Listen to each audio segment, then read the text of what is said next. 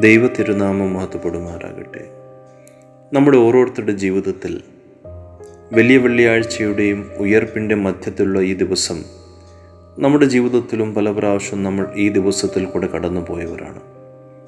പ്രതീക്ഷകൾ തകരുന്ന അനുഭവങ്ങൾ നമ്മുടെ ജീവിതത്തിൽ നമ്മൾ പല പ്രാവശ്യം നേരിടുമ്പോൾ, ദൈവസന്നിധിയിലേക്ക് നമ്മുടെ പ്രാർത്ഥനകളെ നമ്മൾ സമർപ്പിക്കുമ്പോൾ, ചില നിമിഷങ്ങളിൽ ഉത്തരം ലഭിക്കാതെ വരുമ്പോൾ ഈ ഒരു അനുഭവത്തിൽ കൂടെ നമ്മൾ കടന്നു പോകേണ്ടി വന്നിട്ടുണ്ട്.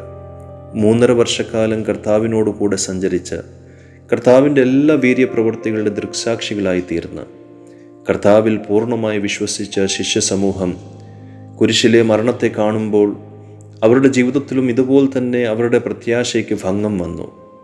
അവർ ജീവിതത്തിൽ നിരാശയുടെ അനുഭവത്തിലേക്ക് കടന്നുപോയി. ഭയത്തോടു കൂടെ ഒളിച്ചോടി പോകുന്ന അനുഭവം, ജീവിത യാഥാർത്ഥ്യത്തിൽ നിന്ന് ഒളിച്ചോടിപ്പോകുന്ന അനുഭവം അവർക്ക് വന്നു.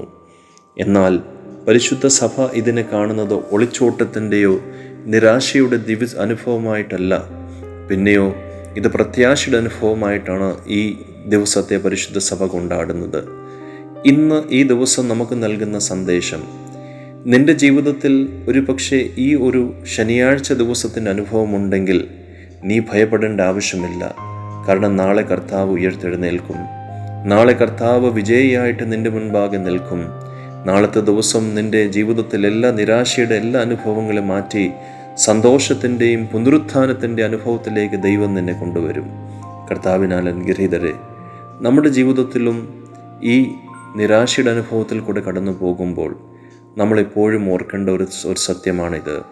നമുക്കൊരു പുനരുത്ഥാനത്തിൻ്റെ ഒരു വാഗ്ദാനം നൽകിയ ദൈവം നമ്മളോട് പറഞ്ഞത് തന്നെയാണ്.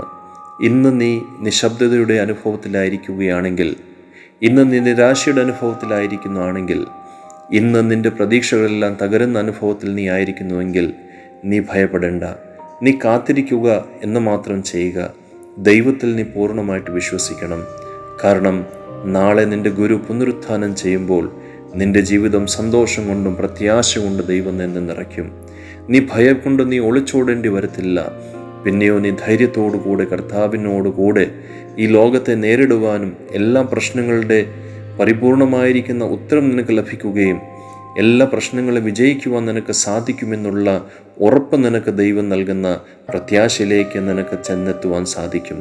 ആയതുകൊണ്ട് ദുഃഖത്തിൻ്റെയും കണ്ണുനീരിൻ്റെ അനുഭവമല്ല, പിന്നെയോ പ്രത്യാശ അനുഭവത്തോടു കൂടെ ഈ ദിവസത്തെ കൊണ്ടാടുവാൻ ദൈവം നമ്മളെ സഹായിക്കട്ടെ. പുനരുത്ഥാനത്തിൻ്റെ എല്ലാവിധമായിരിക്കുന്ന അനുഗ്രഹങ്ങൾ ദൈവം നമുക്ക് നൽകട്ടെ.